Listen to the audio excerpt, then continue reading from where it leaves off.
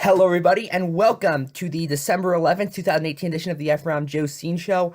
I am your host, Ephrom Josine, and some may be wondering why I haven't covered the Paul Manafort stuff yet, considering that's another Trump appointee who admitted to lying about the Russia investigation. Uh, as you do. And that's because I'm saving that for an episode that's probably going to be either late this year or early next year, where I look at the full thing. But to make it short, so now we know Jeff Sessions lied about it, and luckily he's no longer Attorney General. I think he may have even lied about it before Trump was inaugurated. It was like either that or really early on in the presidency. I forget the exact date, though. I've also recall hearing Donald Trump Jr. lied about his meetings, and Roger Stone lied about his meetings, but all of that, I guess, just kind of happens when you're a Trump appointee. Anyway, Bernie Sanders recently has been talking nonstop about climate change, and to be fair, it is only one of the biggest threats facing this planet at the moment, to the point where he has even met with a Texas Republican mayor who is currently moving his town to 100% green energy, which is, in my opinion, absolutely amazing. What did Fox and Friends decide to focus on? How he decided to get there. They did a full segment complaining that he has spent nearly $300,000 on private jet travel. Not considering that maybe that's because he's a senator, therefore he has to be at a lot of places in a short amount of time, and he can't take normal planes because, well, one, they're on a schedule, and two, the last time he tried, Alex Jones harassed him. Remember that one? Fox and Friends also had on a guy named Marc Morano. I promise you that's his actual name, who wrote a book called The Politically Incorrect Guide to Climate Change. To give you an idea of how, well, incorrect his book is, Media Matters declared him in 2012 to be the climate change misinformer of the year. Wow.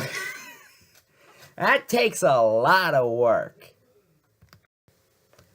Part of me wonders why he cares about how much CO2 emissions Bernie Sanders pumps out then, because he doesn't even believe they're doing anything.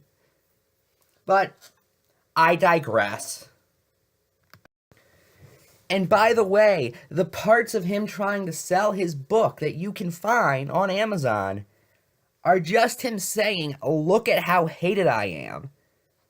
The cover includes a quote from the Daily Kos calling him evil personified, and the first chapter, or the introduction, includes a poster of someone declaring him in need of arrest. Is there any way that his book could get any less credible? Why, yes, because the series he published it in, Politically Incorrect Guides, regularly gives voices to neo-Confederates. Their first ever book was written by Thomas Woods, who has stated several times that he did not believe that Abraham Lincoln should have caused the Civil War, and instead believed that the Confederacy should have seceded from the United States. I don't even need to go into how wrong that is. Not only that, but their books, The Politically Incorrect History About the Civil War and The Politically Incorrect Guide to the South and Why It Will Rise Again, I'm not kidding, that's what they called it, both engage in regular Confederate apologetics. Of course, they conveniently don't really talk about the part where they seceded over slavery, but, you know. Oh, and by the way, the series has gotten regular praise from Ron Paul. I don't even think I need to go into that one.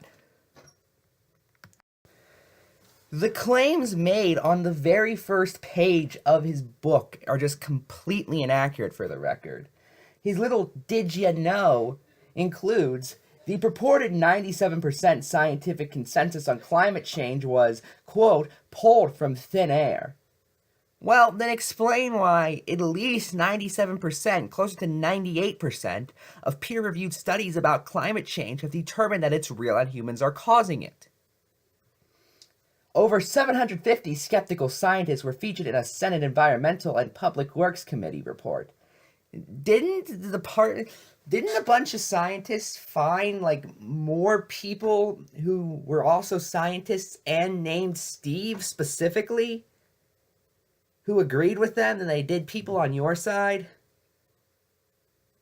A former UN IPCC official called global warming my religion. That was a shot at you, and you took the bait because you're stupid. But does Marco at least have credentials? I mean, after all, Patrick Moore denies climate change, but he at least founded Greenpeace before he became friends with Dennis Prager. I still think Patrick Moore is wrong, but yeah, something behind his name. As for Marc, he has nothing. He has a degree in political science, which, don't get me wrong, there's nothing wrong with. That's what I attempt to do on my show, for God's sake.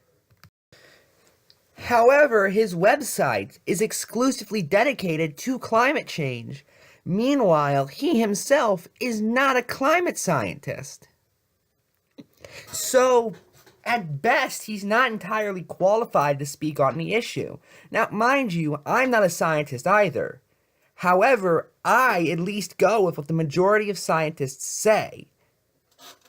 Unlike him, who thinks, no, I'm above all of these scientists.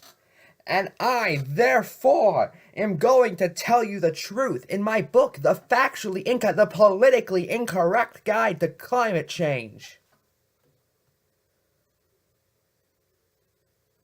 By the way, side note, I thought the reason they called it climate change was to confuse people because the climate's always changing. Now that's the term they use too? These conspiracies are getting weirder and weirder. I just realized I haven't really broken down the segment yet, but here's a brief rundown of it. Bernie Sanders says, we should improve society somewhat. Then Marc says, yet you take part in society, curious. I am very intelligent. Buy my book. I think that's really all you need to know. Last thing I'm gonna say on him. Marc, you're on my list now. I'm surprised that I haven't noticed you before. You are that wrong of a person. I'll definitely be coming back to you soon. Anyway, so Donald Trump may be threatening a government shutdown. Did I say maybe? I meant directly is. In a meeting with Chuck Schumer and Nancy Pelosi today, he told them that he wants his expensive, pointless, disturbingly similar to something the USSR tried, border wall. And even told them that he would shut down the government and take credit for it. This is also when the majority of Americans don't like government shutdowns, or him for that matter. And while we're on the topic, the border wall isn't particularly popular either, but can we talk about what an obnoxious crybaby move that is? Directly saying, I'm going to shut down the federal government unless I get my way. Back when Chuck Schumer kind of did that last year, or was it earlier this year? Earlier this year, Republicans were angry. The GOP even had on their official Twitter account a timer of the, quote, Schumer shutdown. But now, Donald Trump is directly saying he is going to shut down the government and take responsibility for it as a tactic against his Democratic opponents. Which, honest to God, if that doesn't prove that he has absolutely, how do I put this? That he is a literal child, I don't know what does. Also, in case you are wondering, the GOP Twitter account hasn't said anything. Although I want you to remember him saying he's going to take credit for it. Because if a shutdown does happen, that almost certainly will be proven to be a lie. Remember when Ted Cruz shut down the government in 2013? He was saying during the shutdown, all over the floor of Congress, I shut down the government because I'm principled and highly against Obamacare. I'm the Josine. Then, meanwhile, what did he say on interviews where Republicans may not be watching the same majority? Oh, I'm against this Harry Reid, Chuck Schumer, Nancy Pelosi shutdown. Meanwhile, he shut it down and admitted to shutting it down.